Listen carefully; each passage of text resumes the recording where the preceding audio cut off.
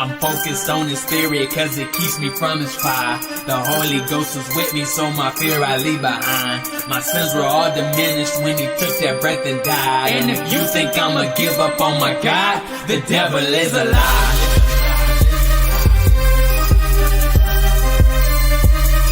The devil is a lie.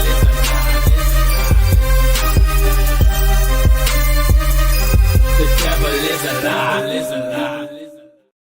Hello, this is Christina Barr. You're watching Black Tea News.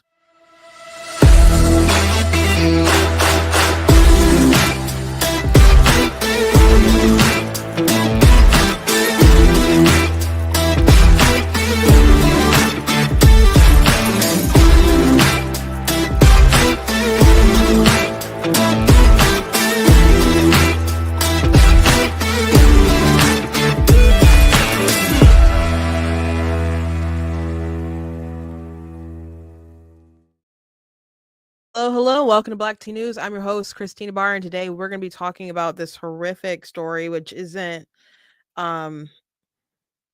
it's been really brought to the limelight in the past week or so. These stories about young women who've been repeatedly raped in the UK, and it's been under the radar and covered up, and there's been things that have been done to address it, but not to the degree that it should have been, because people didn't want to look racist and Islamophobic in the UK and stuff. So I'm going to read an article from the Free Press about it. And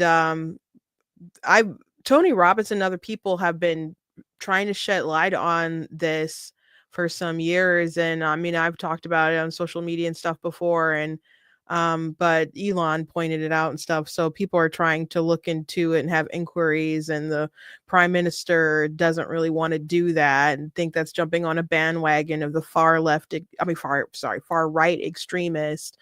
And it's presented a lot of questions or continued conversations about mass migration and other things like that, and what happens and what are the consequences of people coming in when they don't actually integrate into your society. But I think there's a much bigger also conversation about how toxic empathy is a term. Ali Sucky, Beth Sucky, wrote a book about that, about how there's just people who will try to be so kind in their view that they end up just really being destructive to themselves and those around them. And the idea that there are people, young girls, being sexually abused and this continuously, repeatedly, and people didn't want to really address it the way that they should have, because they didn't want to, breed credibility to the people on the far right who've been talking about it, is just absolutely insane. And so it's an important story, and I want to talk about that. So we'll go through that article from the Free Press. Also, today is January 6th. So you guys know that's like one of the worst days in history, according to Sunny Hostin from The View, comparable, or something that we should not forget, because if you forget things like January 6th, she brought up the Holocaust and a little rant about it and slavery and stuff. I've heard people on the left compare it to 9/11 a lot, and it's just not that deep. I'm sorry, it's just not that deep. It was a riot and it was terrible, and I was bewildered when it was happening. But man, guys, it's not quite that crazy, when people compare it to 9/11, that's just insane. I've heard Chris Mallory, actually I did a TikTok that was about that, and Chris Mallory, he's a Democrat young man on TikTok and stuff, who they promote and pay through this company called Palette Media and stuff. And it's he compared it to 9/11, and I did a reply to him. I'm like, I just can't imagine having opinions. It's embarrassing. Someone said, where's the outrage of the summer of love? And I am someone who definitely outraged on the Summer of Love, so I don't know if you're familiar with my channel, but I hate BLM. I hate BLM. So oh, you're probably talking about January 6th. I thought you okay, yeah. January 6th. That's why Summer of Love, you brought that up. Yeah, out because the left talks about Jan 6 and they don't talk about I thought it was a response to the UK stuff. No, yeah, where is the outrage about the Summer of Love? I from the left. I hate BLM though. But I hate man, that year was such an annoying year for me. I just felt like I was one of the last sane people on the darn planet. Um and people with the BLM hashtags. I know I was I'm sorry. It clicked. I'm sorry. It clicked. I'm sorry. I was getting back in the habit or whatever. Yeah, I sorry, Alex. um yeah, they the consequences for people walking around on January 6th versus people trying to burn down government buildings at a state level and protests, there's not an equal equivalent. So um I'll play the little clip from Sunny. I'll play that clip from Sunny in the ignorance of it. Kamala Harris also certified her election loss. Haha. Someone asked me why I don't like her because they think they comment on the video I did singing I Dreamed a Dream parody with Kamala Harris. If you haven't watched it, go watch it. It's pretty funny. It's got me singing the song and stuff and whatever. But I if you watch me, and apparently this person isn't familiar with my content, because if they watched a little bit of the content, I think, or read a few of my articles, I think it'd be pretty evident that I have substantive reasons to why I don't like her, beyond like not liking policies. But I can explain that as briefly as possible. But let me at least finish my intro. If you like what I do here, please go to blacktnews.com, check out different content and website, articles, videos, etc.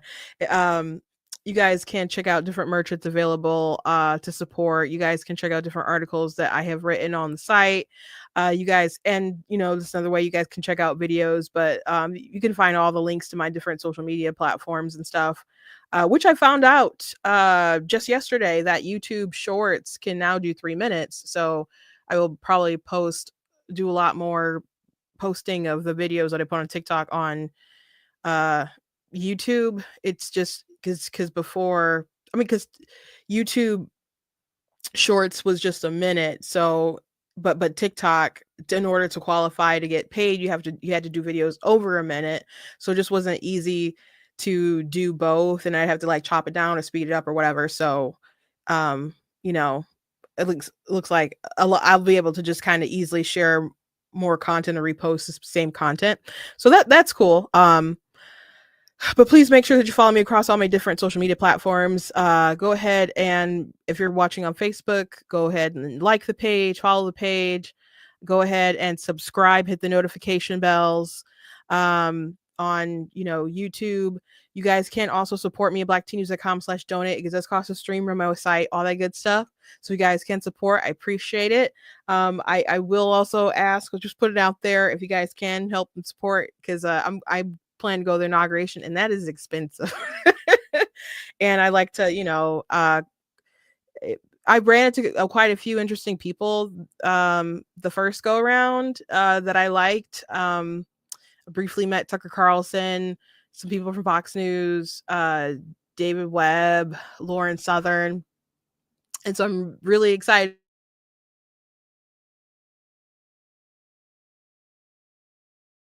talk to. So I'm going to bring my little road mic and, do what I can while I'm out there, and maybe go some other events as well. But if you can support, throw a couple dollars my way as I go out there. I appreciate it. But there's, other needs and stuff for Black Tea too. But yeah, that's coming up very quickly. So if you can, I just, have not, because you asked not. So I want to go ahead and throw it out there and ask. So before we get into the really, really heavy stuff with the UK story and that article, let's um, get back to, I don't want to spend a ton of time on all these other topics because the article's kind of long. But let's start off with responding to why I'm not too fond of Kamala Harris. I would try to keep that. Check the time. I'm gonna try to keep it relatively short. Okay. Let me see if I can pull up the comment real quick though. For the person who said it, because it was on, like I said, it was on the "I Dreamed a Dream" video. Maybe faster for me to go to that particular video. Nope, it's not. I found it. So they said, why don't you like her? Like actual practical reasons, not personal attack. You don't have to vote for her, but it seems unnecessary. So, um, the Dream to Dream video, I'm obviously poking fun of her. And her loss, rubbing it in. Sure, maybe it seems a little mean.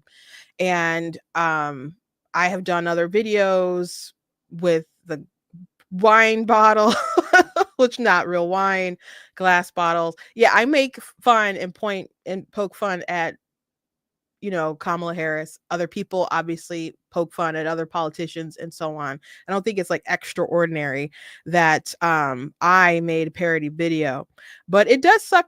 It does really suck to lose an election. I have lost an election myself, nothing that big, and nothing that close to that magnitude. I ran for actually I ran for a state rep. I lost that primary by 6 votes, and then I lost. I ran for Congress in the same year because there was a situation where I was able to run because someone had dropped out, so they needed a replacement, and that was in the 80-20 district. So I had a short time to run, and I wasn't going to win. Outside of some kind of miraculous thing happening. So I did run my sister's campaign, my older sister campaign, when she ran for chair of the Michigan Republican Party, and you know, she took the loss harder than, she was the actual candidate. But I was very proud of what we did because, man, they literally had to have Ronna McDaniel like whipping votes on the floor to basically stop us. So they at the end of the day, they had to throw the kitchen sink at us, and we only had like a couple dollars that we even spent on the campaign. And it was just really an amazing kind of journey. I've told the story before. I'll have to tell it more later. But so my sister on election night, she said, I do kind of feel bad for her because she could relate to a loss. Nothing that of that magnitude, but she could relate to just losing an election. And then when you work on election in general, it sucks to lose. Like it sucked 2020, midterm stuff. It sucks to lose, especially when you're on the ground, when you're working and all that stuff. It does hurt. So for that human aspect, she's like, I do feel really bad for her. And I said, I don't feel bad for her because she's evil. So, I would feel bad for a normal person. Sometimes you just feel differently and you disagree on policies and politics and so on. But I genuinely don't like Kamala Harris. And she was my least favorite person in 2020 election cycle, but she dropped out 2019. So I out of all the Democrats running, she was my least favorite one. So let me just say, I've done the 50 reasons not to vote for Kamala Harris video. You guys can go watch that if you haven't watched that. I had no trouble making a list of 50. I had trouble getting it down to 50. I had trouble keeping it under like 8 minutes or however long it was because I wanted the length of the actual song. So yeah, I have substantive reasons with receipts, with things that she said, with records, things that she posted, things not taken out of context in the way that her campaign did to Donald Trump. So you can check that out. That's a pretty solid list of reasons why I didn't think people should vote for her, why I didn't want to vote for her, etc. I did another video talking about why I thought she was a threat to my religious liberty, that I saw her as a religious bigot. You're like, but she's Christian, isn't she? She's, there were, when she was in the Senate, how she questioned different Catholic candidates. She, her opinion on the 303 creative case. I saw as a threat to religious liberty. And then the doozy of when she was asked, would she be willing to compromise with pro-choice Republicans to get Roe v. Wade codified? And the compromise was, hey, would you be willing to grant religious exemptions on abortions? And she said, I don't think we should compromise a fundamental right. I'm like, so what, you're going to make Christians pay for it, make Christian businesses pay for it, make them how far does that go? Like, I know in California they fought, and the abortion lobbies have lobbied to make the government and stuff to make Christian companies have to pay for abortions, and they've had to fight that stuff in court. So I don't even know where her twisted imagination was going with that, but I'm like, this is a freaking threat to me, man. And it's bad enough that America participates in this mass sacrificial ritual of sacrificing children on the altar of self, where we have like 1 million abortions a year, and I already hate that. I hate that enough. But now you're going far enough to say everyone must participate in this sacrament. No, thank you. So I've written about how I thought she was unworthy of the moment for various reasons. I've written about how she is a DI candidate. And I have a lot of content explaining why I'm not fond of her. But just to really break it down, to really just break it down, she's the most insincere, one of the most insincere politicians of this age, I think. I mean, there's a lot of bad ones. There's a lot of people who lie, but she's just top tier for me. I mean, there's other people who could be S tier, liars and stuff, and insincere, just totally fake. And she's not alone in that S tier category, but she's up there. And when she first came on my radar was during the Brett Kavanaugh hearing, and she said that she believed Christine Blasey Ford, and that was before either of them, I believe, even testified about it. And she's someone who was the attorney general, DA, prosecutor, and she didn't care about the evidence. So when people think about Donald Trump, felon versus the cop or whatever, that's the way they're like, she's law and order, he's the person who needs to be held accountable, whatever. They view her as corrupt, and they view him as someone who tried to buck the system and is getting screwed over. And so a lot of people could vicariously live through him and say, man, I don't want to get screwed by the system. And she's someone that people view as corrupt, as with different things that she did in California. People have it in their mind. I think people think Kamala Harris, they hear her cackling on the Breakfast Club, laughing about how she did marijuana, and they know that she locked up other people for marijuana, kept people in jail longer than they had to for various reasons. And when she sent her homicide detectives after parents for truancy, and those were her words, her explaining that she did that, and she's just laughing about that. Or how she sent, people after David Daleiden for investigating Planned Parenthood and exposing them. People see her as absolutely corrupt. I see her as someone who will say anything, do anything to get ahead. And a lot of politicians do that, but she does so even, I don't know, evilly and incompetently. And I just can't forgive both. I just can't forgive both. Saying things like comparing ICE agents to the KKK, and then that's wackadoodle crazy as vice president, pushing they were whipping migrants hoax.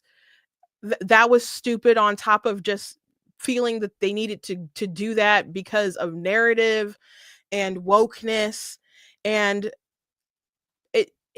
there's other examples, like the raising the money for the Minnesota Freedom Fund, that she was all in on the Jussie Smollett thing.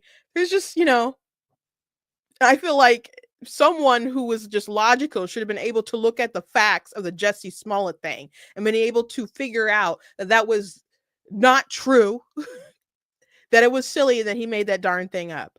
By the way, if you haven't seen Am I Racist, one of the funniest scenes was like Matt, to spoil it, excuse me, I got the hiccups a little bit. Matt like reenacted that. It was hilarious. Okay. So I don't like her. I don't like her. I'd even mention her sleeping around Willie Brown, and yeah, it's okay. And I mean, this is one of the reasons I don't respect her, but that's not even like up there. Doesn't crack the top 10, maybe 20, maybe 50, maybe 100 reasons why I don't like her. Probably doesn't even, you know.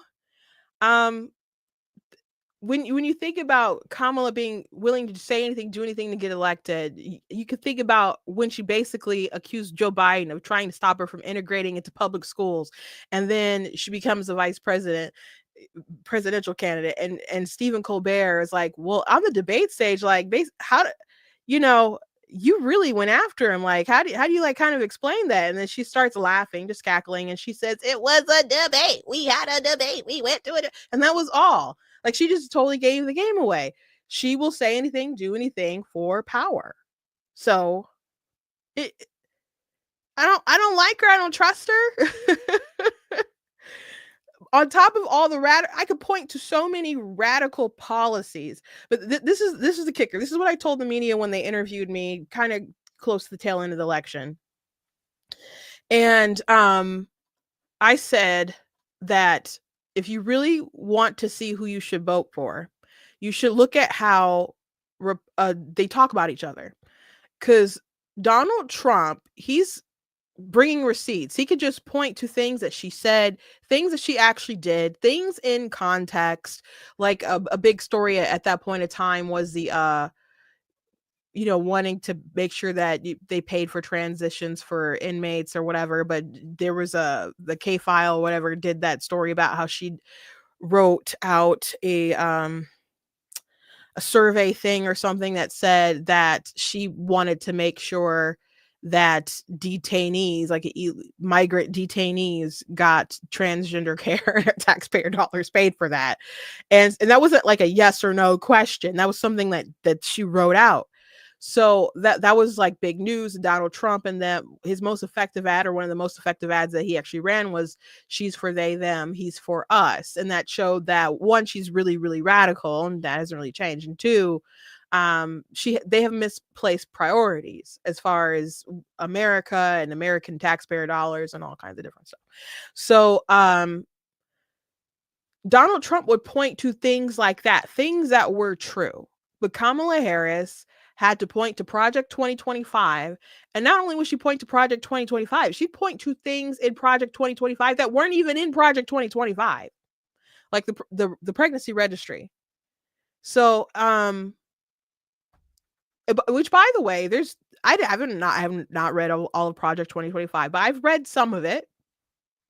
And there's plenty of things in there that are going to correlate with things that Republicans and conservatives, even Trump, wants to do. He did denounce it, said he didn't have anything to do with it. But I can understand why he did, because he didn't have the time to defend a 900-page document that he didn't even write. There were things in there that went against things that he proclaimed that he wanted to do. But if he spent time in, like, it's have you read it? It's fine. He had to run his own race or whatever, but they tried to connect him to it, and then they were throwing in like the kitchen sink to try to Project 2025 bad, Project 2025 Trump agenda, they bad, don't vote for them. You had celebrities getting up at BT Awards like, look up Project 2025 and all this stuff. Just, it didn't matter. Agenda 47 was his thing. They didn't want to look at the Republican platform, which Trump changed and moderated, and that pissed me off. But they just wanted to lie about how radically right he was, right? So she would lie about Donald Trump, and he would just tell the truth about her. So my thing about Donald Trump is, and if you follow me for a while, you know that I do not think he's a perfect guy. And I have voiced many concerns and issues and problems, especially like on the abortion issue, because he's way too moderate for me.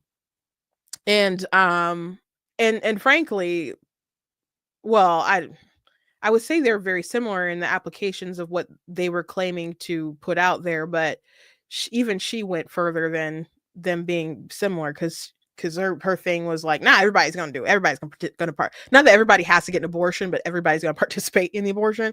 So So she was still more radical on that issue, obviously. But I had issues. I had issues. Um, but she was still worse. And if he's as bad as they claim, all you have to do is tell the truth.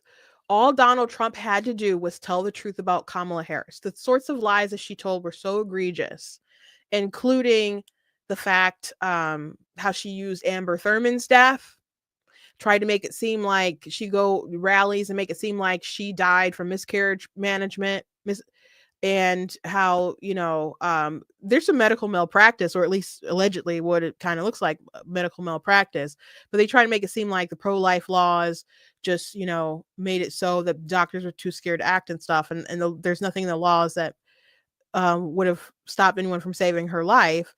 But the reality is that she died from complications after going out of state, so where she could legally kill her twins, and she did get abortion pills to kill her twins.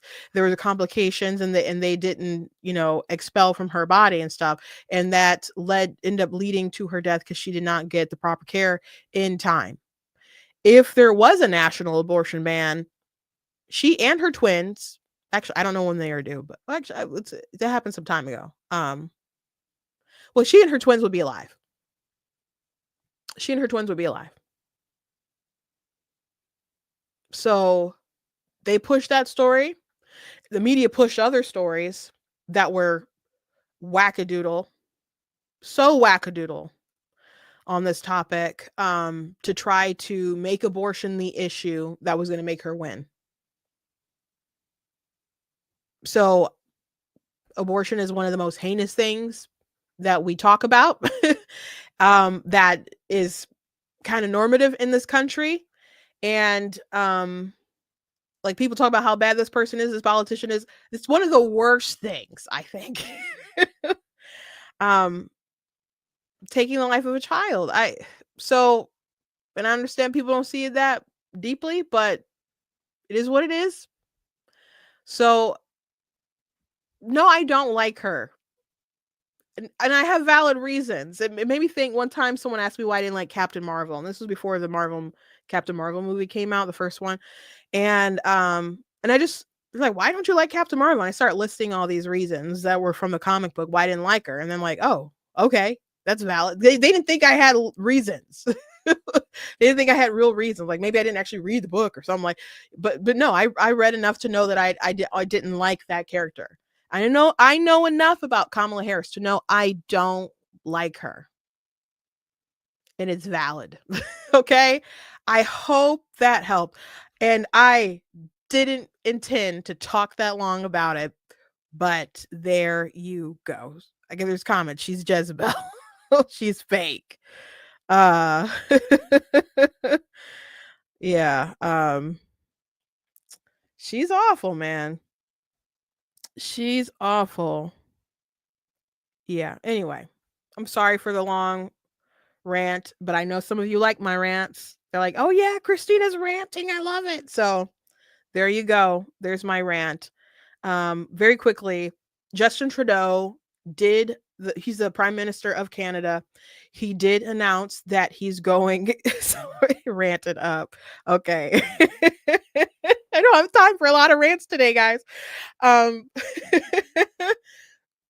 he did announce that he was going to resign, or he was resigning, but there's a little caveat. He wants to be replaced after a vigorous sort of election process and stuff. So he's not going to be just out the door right now. And so I don't know how long that will take. I'm sure people would have liked that he was just like gone, and then they just, I don't know, internal party voting and just replaced him. Some people are like, is he gonna be replaced by Pierre? I'm just like, no, not yet. They're gonna have their election, and he'll probably win. But we'll see. Maybe they think that this will salvage their party, and they'll be able to, um, keep control or whatever. And but I don't know. I hope Pierre takes it. But people are going through Trudeau's kind of greatest hits, And a lot of people have been bringing up the trucker protest. If you recall, there were truckers that were just protesting, kind of blocking stuff, and showed people were sharing images of like the Capitol, like horses trampling a woman on the ground, and then they froze people's bank accounts who participate in the protests and all kinds of different stuff. Canada just went so extreme with their COVID policies, and which was crazy to me because Canada had very high rates of like volunteer uh vaccinations and stuff. And I'm like, well, at this high, shouldn't they reach, like herd immunity and stuff? They didn't care. They still wanted to force you to do it. I have a friend, a mutual on TikTok. He's from Canada, and I was waiting for his rant, and he was just like, Justin Trudeau's a narcissist. This is what he said. And this is what he said in his broadcast. He's a narcissist. He does work in like mental health and stuff. So he knows what a narcissist is. And I was like, "Ooh, I was waiting for this rant, for this response." And he was highly allergic to everything basically in the COVID shot. And so he was trying to find an exemption. And the doctors, I don't know what all they told doctors during COVID, but they were not giving out exemptions. And he worked in the healthcare field and stuff, who worked very hard to get where he was in his career. And he didn't want to lose his career, but they would not give exemptions, and he was going to lose his job if he did not get vaccinated. So even after he like tested and was like, "Oh, you're allergic to this thing and that thing and that thing," and he's like, "Oh, so I'm not gonna be able to take it." They're like, "No, we're going to administer it to you slowly with an IV." So when you react to something, we're going to fight off the reaction. So that was just some of the crazy stuff that was going on, in Canada. Housing is there's a big housing crisis in Canada as well. There's a lots of things going on, how much they've spent in their government as well. So they're ready to push him out. So he I'm sure if there wasn't pressure of like a vote of no confidence and stuff, he would have stuck around and stuck it out. But I guess he's still going to be there for a minute, but that's what's going on in up above us or north of us, to our neighbors in Canada. And I wish you all the best, and let's see if y'all can get a conservative PM, because Justin was just the worst, man. He was awful. Also, January 6th today. Let's go ahead and watch Sonny's little rant about it, because I did mention it, and I maybe have time for another little rant. Not a big one, but just a little one, guys. But besides, if I play too much of The View, they will definitely flag me for copyright. The View, ABC is like really bad about it. So, well, Sonny, man. I think we need to find moral clarity, in this country. And I just remember after January 6th, you had someone like Mitch McConnell placing the blame on January 6th where it belonged, squarely on Donald Trump's shoulders. Mm-hmm. And then you started seeing people backtrack that, mm-hmm. and losing their moral center. You had Condoleezza Rice, I believe, on this very show saying, we need to move on from January 6th. Mm-hmm. I say no. You don't move on, because January 6th was an atrocity. It was one of the worst moments in American history. And when you think about the worst moments in American history, like World War II, things that happened, like the Holocaust, chattel slavery, we need to never forget, because past becomes prologue if you forget any race. I want to ask you. Past becomes prologue. So the things that she compared January 6th to, as far as things that happen, that's a blip, that's a blip, man. As Alex pointed out earlier, it was like, where's the outrage for the summer of love? Like, January 6th was I guess similar to that kind of stuff that was going on, but that was worse. I don't know. The summer of love and the property damage, and people did die during some of those riots, and of course you had the uh what's the kid, Kyle Rittenhouse thing that ended up popping off, and man, people were very concerned about the repercussions if that case went the wrong way. And it was just terrible. It was just terrible. January 6th was a riot. The only person who died that day was Ashley Babbitt, who was shot by a very problematic Capitol police officer. We'll have to go into more in that a different day. But you know, it, to me, it always seemed like a bad idea, everybody going out there. It kind of seemed like this could be a setup real quick. It seems pretty amazing to me that Donald Trump wanted more people there, and they kind of didn't oblige. I think that I know, was there more he could have did to act? There were more reasonable, smarter, faster things that he could have did to react to all of that. But I don't really think they should have had a rally there or whatever. And I didn't like ultimately how he handled the aftermath of the 2020 election. I don't have time to go into all of that today. But to compare it to World War II, when you think of how much death and devastation happened during World War II, not just the war itself, but how we got into it with Pearl Harbor, like that. And she mentioned the Holocaust and chattel slavery, and it's just not a blip. It's comical to put all those in the same category or a similar category. It's dumber than Chris Mowry saying the comment about our 9/11.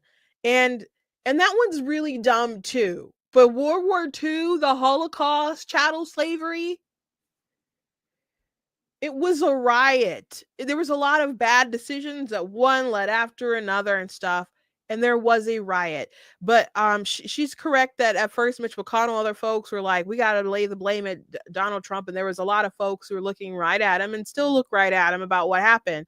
But a lot of people were heated at the time and had a lot of strong feelings about it. There's people who voted for impeachment who still wanted him to win over Kamala Harris,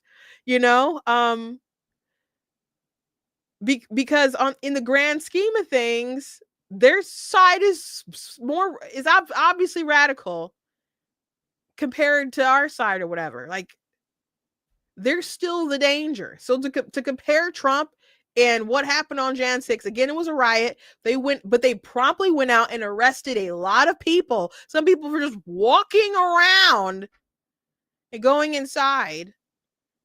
And even some of the people who like damaged property and stuff, they've served quite a bit of time, and they're still going to serve more time.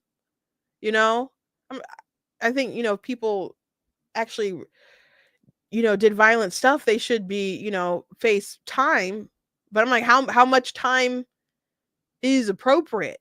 There's really harsh crimes that people commit that they don't get the kind of, hammer that some of these other folks got. And so people just look at this stuff and they're like, is there a misapplication of justice here? But they promptly went out and got those folks.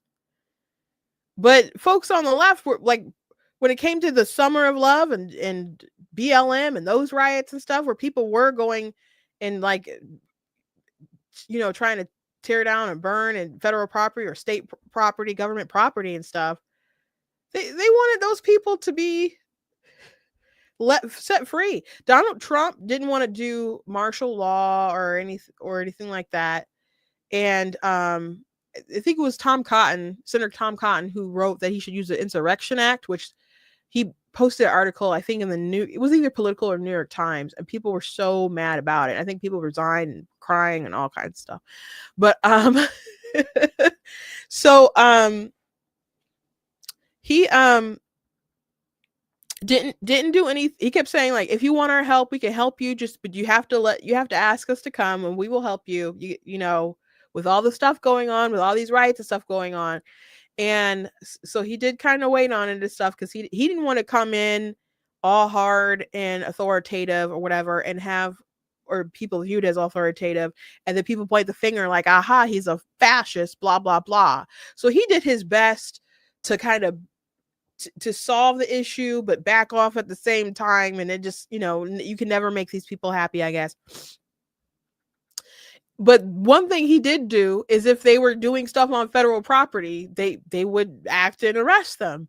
And I remember reports and people saying, oh my gosh, they're kidnapping these people. They're coming up in these vans and they're kidnapping people. The government's doing this and Trump's doing that. They didn't want any rule of law going on at all. They just wanted these people doing these crazy stuff to be able to go out there and destroy our society. So people, and if you bring the passion and the fire to both things that happen, I can respect you. I can respect you. But there's a lot of people who had blind eyes to that stuff. Remember, Kamala Harris raised money, and Harry Styles and Steve Carell and all these other people raised money to get these folks out of jail. And they were back on the streets so they can go and steal cheesecakes and all this, burn down, you know, Wendy's or whatever they wanted to do. But January 6th is up there with the Holocaust. Like, you can just never forget. It's happened at our Capitol, which there's other people who've done stuff at our Capitol, which people have forgotten. But I'm sure people won't forget, and these people haven't forgotten, but people wanting to make it some kind of large focal point where everything. Do you guys remember, like, the year following after that? Every conversation from the left and the media was like, back on January 6th, back on January 6th, back on January 6th. I did a parody of it, where people are looking at grocery stores, looking at gas prices, and someone's just like, yeah, but do you remember January 6th? Yeah, do you remember January 6th? And then, like, the night, someone's like, oh, what a long day. And then there's someone in their bed said, yeah, but what about January 6th? You know, so that was their focal point. But people did move on. Like, the rest of like, life still goes on. Life is still happening. And we have global threats. We have domestic threats that we have to deal with. And living in the past about what happened on January 6th, you know, Ben Shapiro's didn't like it. Obviously, the stuff that happened, when people question, like, how can you support Trump? He's like, this thing is obviously not going to happen again. He's going to be a lame duck. The threats that happened that you're concerned about we're not in a situation where that's going to be a repeatable sort of thing anyway. So, you know, your fears aren't kind of justified right now, you know? So it kind of leads saying people need to move on. If you don't want to move on, that's fine. But the American people had a choice. Trump went through impeachment right after that. And people were so angry and wanted to react so quickly. There was stuff that they used against Trump in his impeachment trial that wasn't even accurate. And there were things that people would still repeat about people who died there and police officers and so on that weren't true, but they believed the hype of what was reported and stuff at the time. So Donald Trump was impeached and had to go through that trial process really without, I think, appropriate due process. But you know, they didn't vote, you know, to you know, kick him out or whatever. But I think it's more symbolic than anything. But, you know, twice impeached, but the impeachments, they failed. And with all that, I think many Americans could have been ready to move on, were willing to move on, but the Democrats were never willing to move on from Trump. They wanted to destroy him. And the American people were like, well, you know what? I don't appreciate the fact that you want to destroy him. And that's making me stand up for him a lot more. And now I'm emotionally attached to him. And you know what? Life was actually better under him than Biden and stuff. So you know what? I'm going to go with this guy. If they wanted to leave Trump alone and they didn't do anything to him and they just let him golf on Mar-a-Lago, he might still be golfing at Mar-a-Lago. I'm sure he'll still golf at Mar-a-Lago, but they're the ones who pushed him into running again. They're the ones who pushed Americans, Republican stuff, into supporting him like crazy in the primary. Because they didn't want to let stuff go. You know? They wanted to get him at any cost. And it made them look foolish. And at the end of the day, they're like, you know what? I'm still going to pick him over you. I'm still going to pick him over you. So be mad. Seethe, cope, etc. Sunny, sunny, sunny. What a wild thing to say. But you know what? It's the view. These women get paid for their dumb views. I'm absolutely not surprised. But you know, other people are also, like, I think Jake Tapper on CNN did something about, let me see if I saved it. I saved it, but I don't think I actually looked at it. Where they were talking about January 6th, and I don't think I did.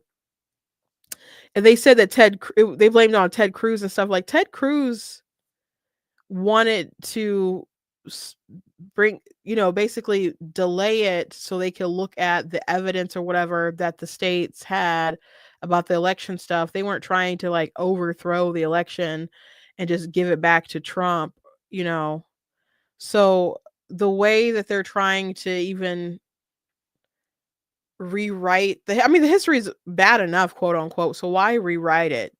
They can't ever just be honest about the events that happened. Also, something that happened, Kamala Harris had to certify her loss. She did a big video, not a big video, but she did a video saying like, I did my duty, blah, blah, blah, blah, blah. And this isn't that particular video, but I can find it real quick, but there's no point. There's no point. 70. The votes for President of the United States are as follows. Donald J. Trump of the state of Florida has received 312 votes. Kamala D. Harris. Boo. Boo to you, Kamala. Yay for Trump. Boo to you.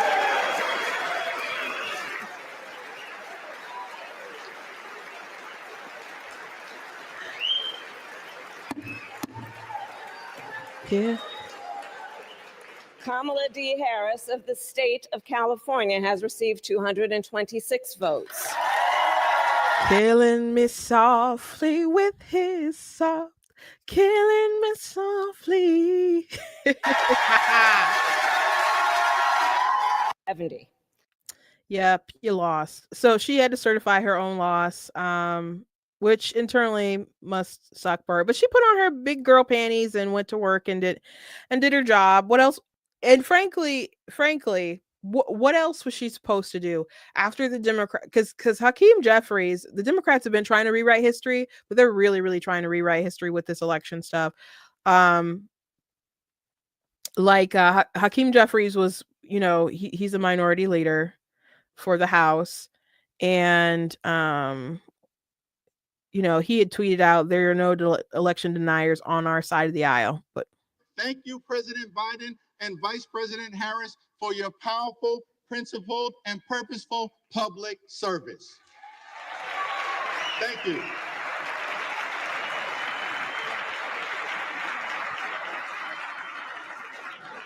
Two months ago, the American people elected Donald Trump as the 47th President of the United States of America.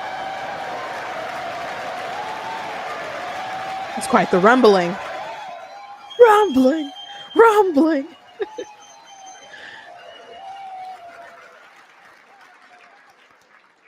Thank you for that very generous applause. It's okay. There are no election deniers on our side of the aisle. Okay. There's a big problem with that, guys. There's a freaking big problem here, because I got this tweet here from Hakeem Jeffries, the more we learn about 2016 election, the more illegitimate it becomes. Well, I don't know what that word I was trying to say was. America deserves to know whether we have a fake president in the Oval Office. This is their minority leader who, if we lose the majority in the House, this clown, who people are calling the Timu Obama, will be the Speaker of the House. This is their person who they've elevated to replace Nancy Pelosi, who is, like evil, but one of the best, right? So he is an election denier. He alleged that Trump was fake and that it was illegitimate. Okay? So them saying there's no election deniers, they are really, really, really zoning in to they mean their side after 2020. Well, 2020 now. We covered during the midterm elections that CNN put out an article and they're like, here's everybody who's running who's an election denier. I'm sorry, this was 2020, I think. Was it 2020? It must have been 2020. Here's no. It's 2022. It's 2022. I'm sorry. It was 2022. They ran an article saying, here's everybody who's running who's an election denier. And they had a ton of people in there, but there weren't like any Democrats. They didn't have Stacey Abrams or people who tried to say that she was actually the person who won. They didn't have people who, said that the Russians installed Trump or that it was illegitimate or anything like that. They've been denying elections. They've been denying elections. So I could show you guys a 20-minute montage of them, if it's not longer than that, of Democrats denying elections. But I think Hakeem's tweet is enough right now. And you guys probably remember Russia, and people questioning the legitimacy of the 2016 election. I had to do the recount in Michigan, which was annoying. So they made such a big stink about how Republicans reacted. And we were all like, that's what they do. That's not what we do. And then, January 6th happened. So you had, the fallout of that. And Democrats were like, oh, these election deniers, it's terrible. That's a horrible thing. They only mean the 2020 election as far as denial goes. But Kamala Harris didn't have a choice. She didn't have like another political option. Hakeem Jeffries doesn't have another political option because they honed in and criticized Republicans for January 6th for years. So they cannot all of a sudden have Kamala Harris just decide that she's going to overturn the results or kick it back to the states and wah, which Trump obviously had a pretty obvious win over her. So I don't know what you would really deny here anyway, but she didn't have an option. So they could be like, oh, we did our duty and we certified the election. But when Joe Biden was vice president, he had to certify the election results when Trump won. And some of these people, including people who were at his impeachment trial for the Democrats, were ones trying to protest the certification of the votes. So you can be mad at the Republicans all you want, but this rewriting of history and pretending like Democrats don't have election deniers on their side when Hakeem Jeffries is their leader it's insane. It's insane. I'm going to get to this article now. As I set that up, I'm going to just mention that Joe Biden has been doing some pretty crazy things about he gave the he awarded Hillary Clinton and George Soros and Bill Nye the Science Guy, I guess some other folks, with the highest honor you can give a civilian.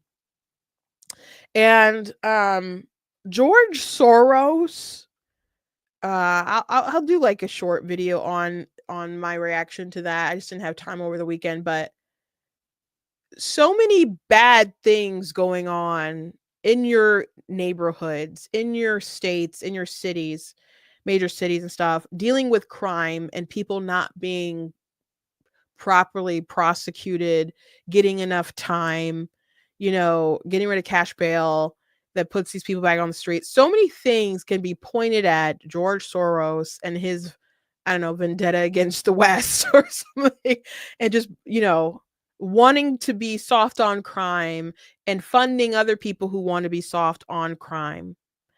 So he is the worst out of everyone that I heard getting that honor, and he wasn't there, so his son accepted it for him, which there's people talk about Elon and his influence with Trump. But there's been many pictures of Democrats cozying up, with Alex and so on. They do the bidding of these people. They're funded through these really rich, billionaires and millionaires and other stuff like that. They have a lot of people with money and influence on their side. So people flipping out over Elon as if George Soros and his kids don't exist is just bizarre to me. But he's done a lot to really harm America. So I'm like, are they trolling us? Hillary Clinton, George Soros? Oh my God, are they just trolling at this point? Which I feel like a lot of Biden's administration was like a big troll to us anyway. He commuted some death row folks. He banned drilling and fracking and stuff on a lot of land. And from my understanding, it's not going to be super, super easy for Trump to just undo some of the stuff that he's doing.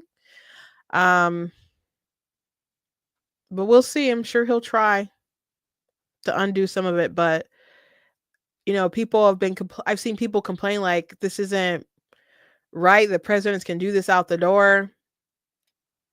I don't know what you can do to stop it. I mean, you could you could try to legislate some kind of cap or whatever for what they could do right out the door, but they'll just move up the timeline to when they decide to do it when they're a lame duck. If you try to limit their pardon power or something like that, like you can't do anything in December, they'll just do it in November. I guess we just really shouldn't elect people who would do shady stuff like this should really be the moral of the story. But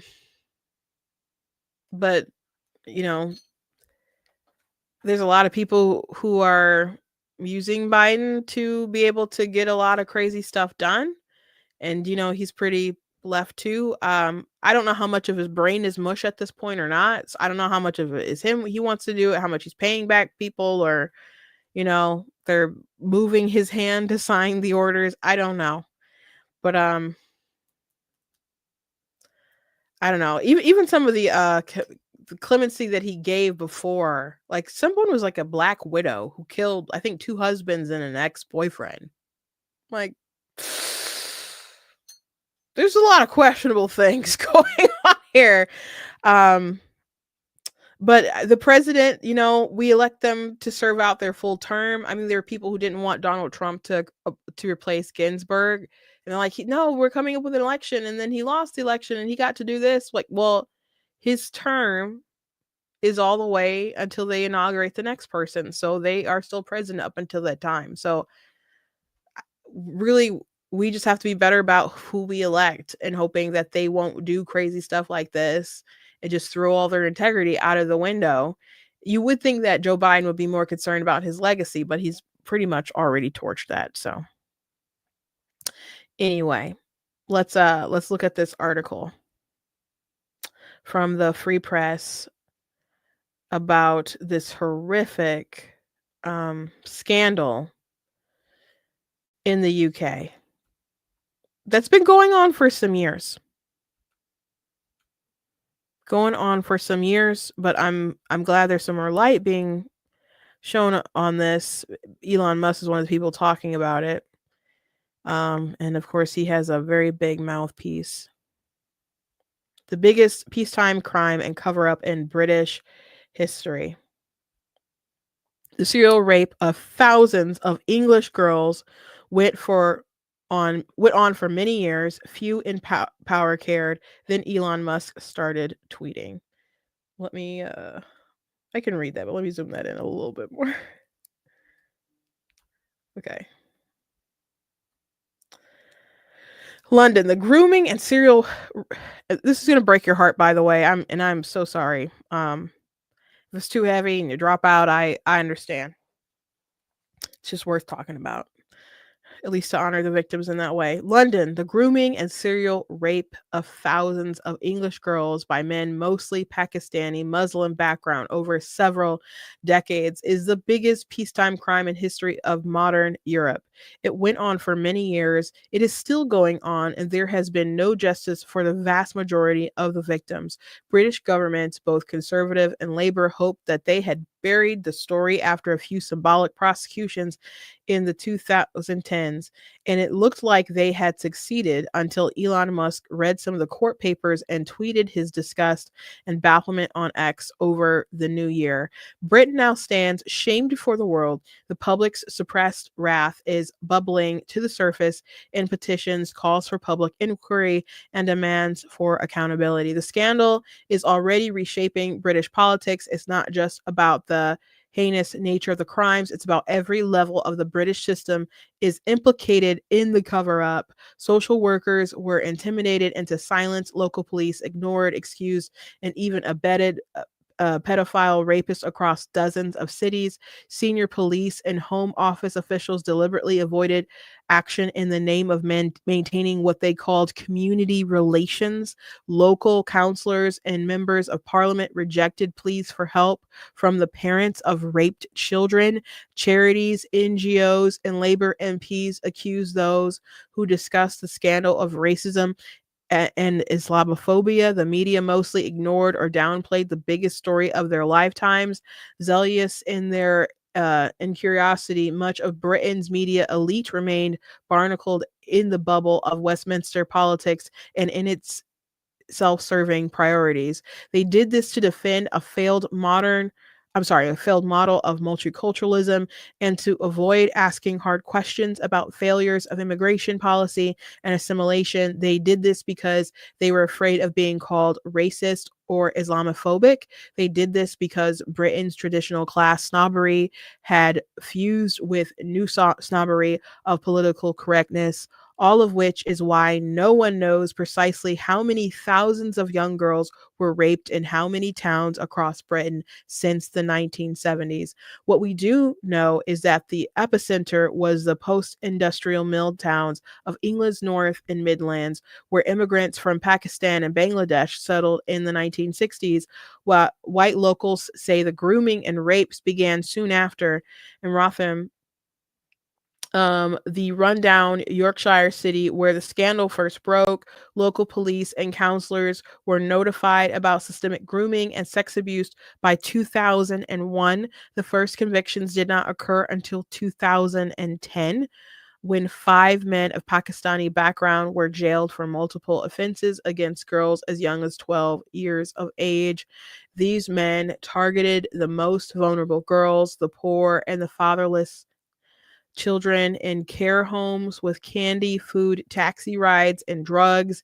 They raped the girls, passed them around family and friendship networks, pimped them into similar networks in other cities, then discarded them as they reached the age of consent. This pattern was repeated in as many as 50 cities across the country, including in leafy Oxford and liberal Bristol. A 2014 inquiry estimated that 1,400 girls had been serially raped in Rotherham alone. The details are established beyond doubt in a small number of prosecutions that eventually made it to court. The suffering described in the court papers is sickening to read. The girls were drugged, beaten, sodomized, gang raped, trafficked, and tortured. One night in Oldham in 2006, for example, a 12-year-old girl named Sophie entered a police station and reported that she had just been molested in a graveyard by a man named Ali. A desk officer told her to come back with an adult when she was sober. 2 men accosted her in the police station, joined by a third. They raped her in their car. When they dumped her on the street, she asked a man named Sawar Ali for directions. He took her to his home, raped her, and gave her money for a bus fare home. The man named Shakil Chowdhury uh, pulled up in his car and offered to take her home. He abducted her and took her to a house where he and 4 other men repeatedly raped her. Several girls were murdered in Manchester in 2003. Victoria Agaglia was repeatedly drugged and raped before being given a fatal dose of heroin at the age of 15. In Blackpool that same year, 14-year-old Charlene Downs disappeared. Her body was never found. In Telford, Asher Ali Mahood groomed Lucy Lowell from the age of 12 and impregnated her at 14. He burned her alive in her own home with her mother and disabled sister and her unborn second child, also fathered by Mahmoud. Mahmoud was jailed for life in 2001 for murder, not sex crimes. In the age of say her name, no one important thought it worth it to say the names of these girls. The girls their rapists told them were white slags, worthless and expendable. Apart from a few whistleblowers, most of them women and courageous journalists such as Julie Bindel, Andrew Norfolk, Douglas Murray, and Charlie Peters, the media showed no interest. Why? Because this was the wrong kind of racially motivated crime committed by the wrong kind of criminal.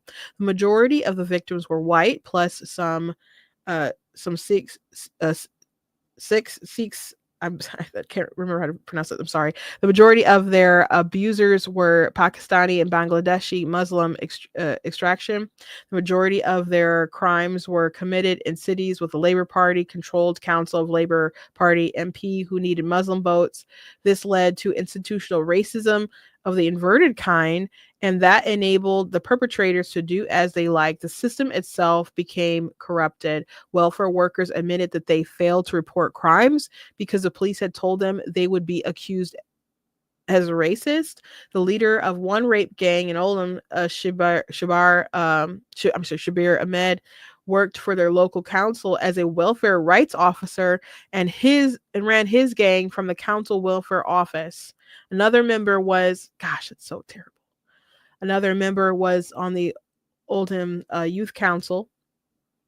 In multiple cases, local labor politicians and Pakistani background interfered with police inquiries. The Telford in 2016, 10 members of the Labor Council wrote to the Home Secretary, the Conservatives Amber Rudd, claiming that the allegations of abuse were sensationalized and that there was no need for action. 2 years later, an investigation by the Sunday Mirror newspaper counted some 1,000 victims.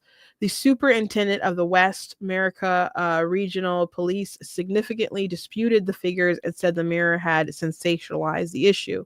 The police were in no hurry to inquire. A senior police repeatedly denied there was a problem, then denied its obvious racial and religious elements. Government and police agree that regardless of which party is in power, the peace and multicultural mass migration Britain depends on community relations. The law-abiding public's alarm about the consequences of mass immigration is suppressed, stigmatized by the political class and the press as the racism of the chimerical far right.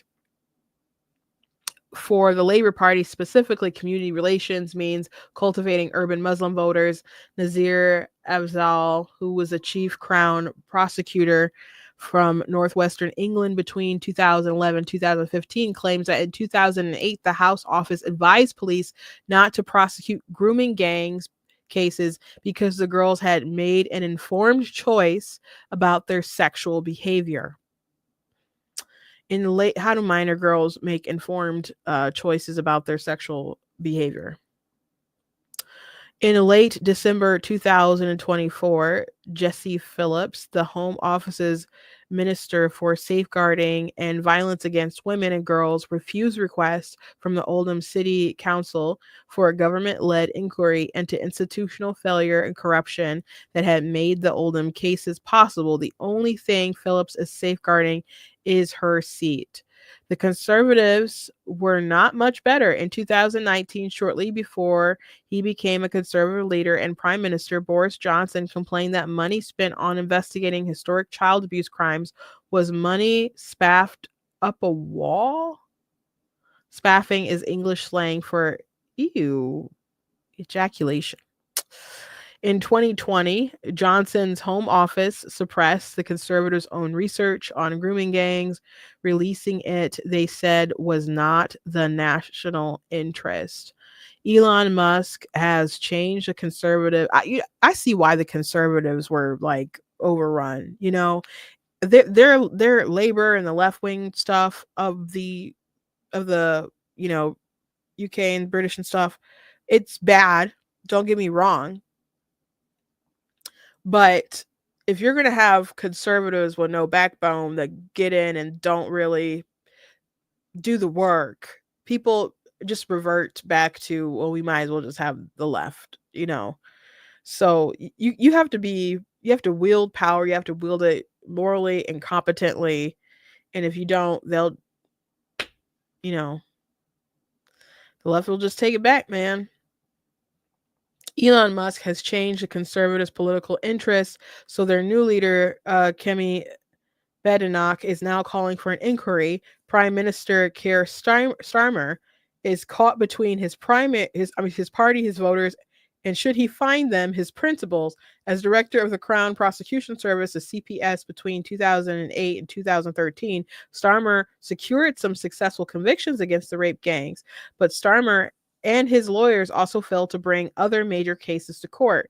In 2009, the Starmer-led CPS dropped its prosecution of a grooming and rape gang in Rochdale, despite having DNA evidence and hours of testimony on video.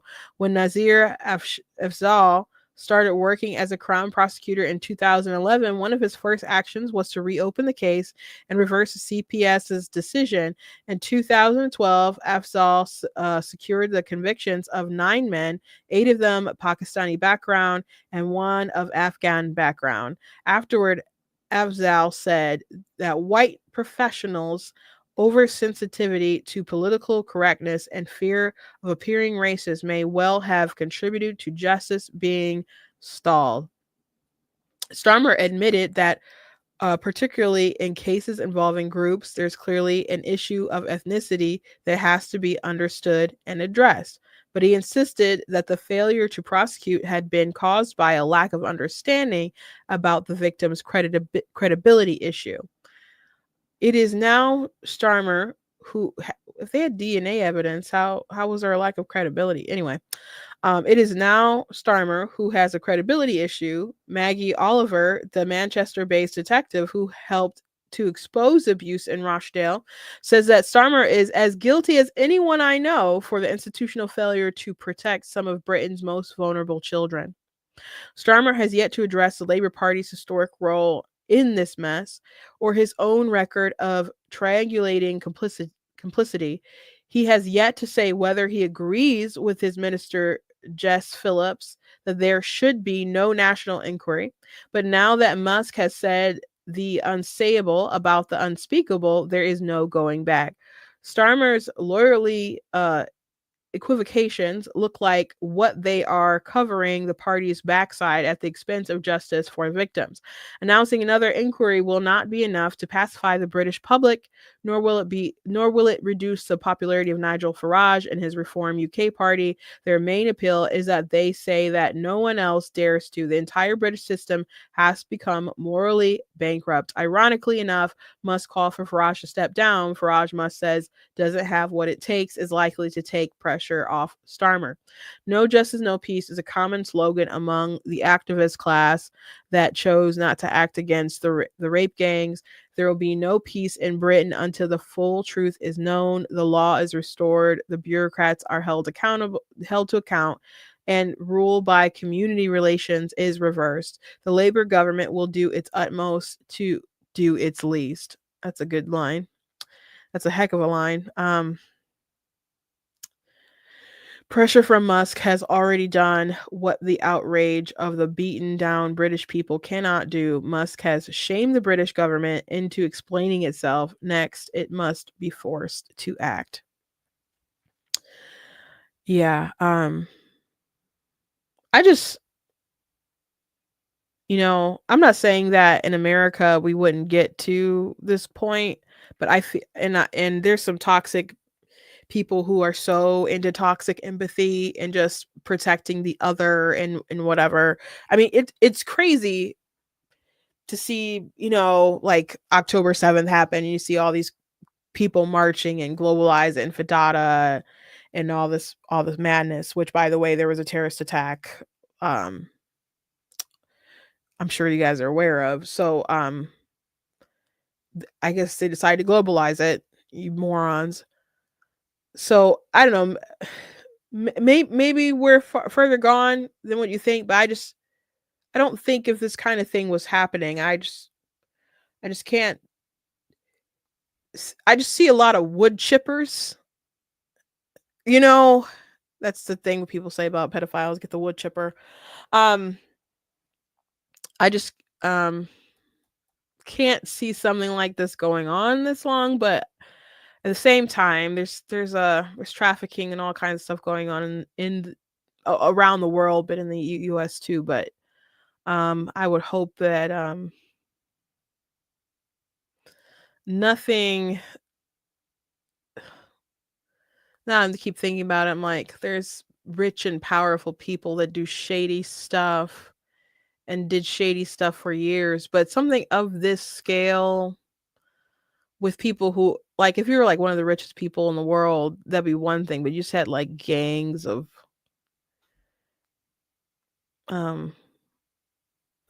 people who are welfare office workers and others just doing this kind of stuff. I don't think something like this could go on as long as it did in the United States, but maybe we're not that far off from this kind of crazy stuff. But I guess we do got our own problems. But good on Elon for pointing this out. And some people were mad at Elon for saying stuff, and he's just like, go read the reports. He's like, I have read the reports, and I haven't gone through all of them.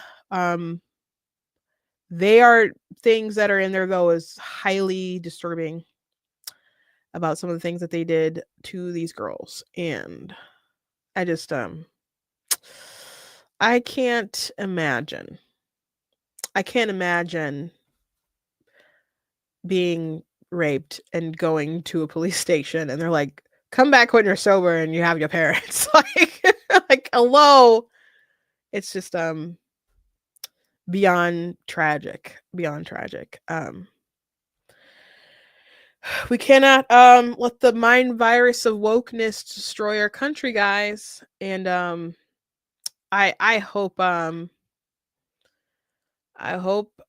Brits can come back from this. There's something that happened that was so crazy in the UK that I just kind of felt like the Muslims, just let the Muslims have it. Like, you're lost, it's gone. But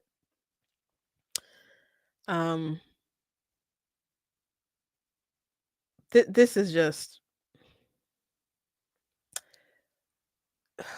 I know there's been reports about this for a long time and people not wanting to talk about this stuff, and there have been like the media shutting down some of this stuff, but to know how it just worked on so many different levels of society to suppress this and keep it going for so long because people just don't want to be called racist. Is that real? I know people take that to heart and they're so upset when they get called racist, but it bothers you this much? It bothers you this much that you would let these girls be hurt like this?